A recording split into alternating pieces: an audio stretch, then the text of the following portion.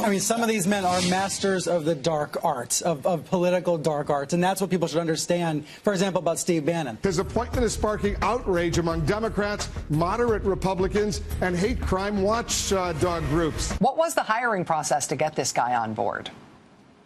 Did they do a background check?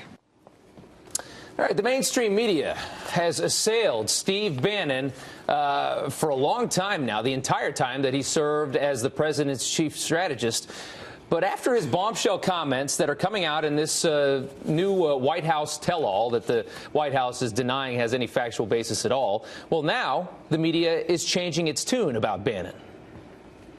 This war of words between the president and his chief strategist, Steve Bannon, is nothing short of stunning. You now have Steve Bannon, the guy that they all would have had their arms around and had their thumbs up taking pictures 2 days ago. Now Steve Bannon is talking about treason. He's somebody who wants to be seen as the architect of the success of Donald Trump's campaign. It was failing and it was flailing before Steve came aboard and corrected it.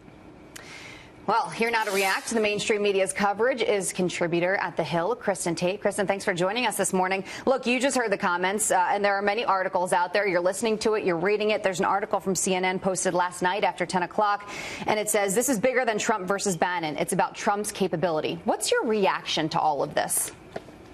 You know, I wish I could say that I'm surprised by the media's bias, but I'm really not.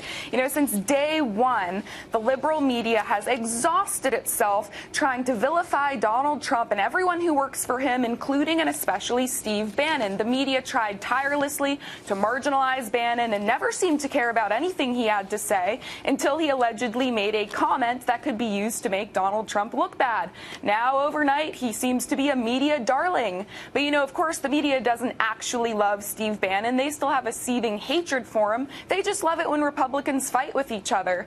And this Trump-Bannon feud is being used to undermine the president and is being used to draw the spotlight away from Donald Trump's recent achievements. I mean, this should have been a great week for the White House. The Dow reached 25,000. Layoffs are the lowest they've been since 1990, and a new report shows that 250,000 jobs were added to the private sector last month. But the media doesn't want to talk about any of that.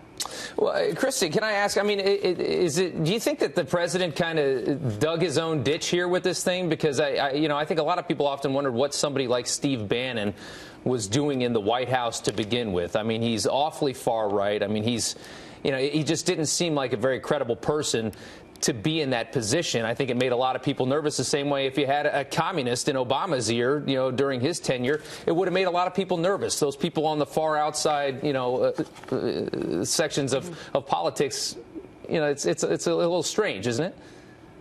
Well, look, I mean, Steve Bannon was a brilliant strategist. Everyone has to admit that he was instrumental in getting Donald Trump into the White House, and he has a very unique understanding of Donald Trump's base, being the head of Breitbart News. And if Trump wanted, the media to focus more on his achievements, I don't think he did himself any favors with the blistering statement that he released personally attacking Steve Bannon.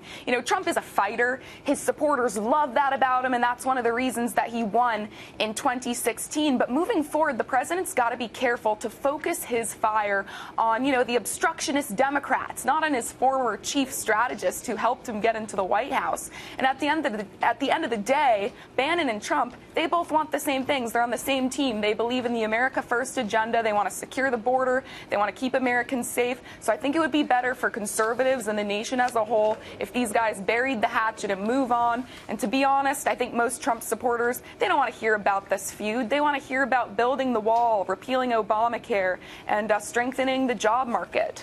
Well, so I think it would be best for the country if we could just move on with the dialogue. And to do that, Trump's got to focus on the issues. Well, I guess number one is let's see how quickly President Trump and Bannon are able to move on. And then number two, how quickly the media is able to move on from this. Kristen, thank you for joining us.